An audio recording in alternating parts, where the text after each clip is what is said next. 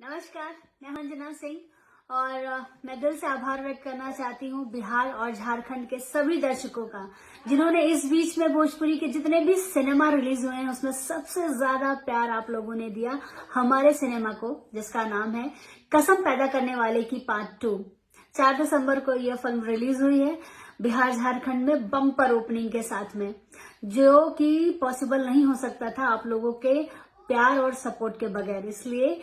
कसम पैदा करने वाले की पार्ट 2 की सारी टीम की तरफ से आप सभी लोगों को दिल से धन्यवाद। और हम सब हमेशा ही ऐसी कोशिश करेंगे कि आप लोगों के बीच में हम अच्छा सिनेमा लाते रहें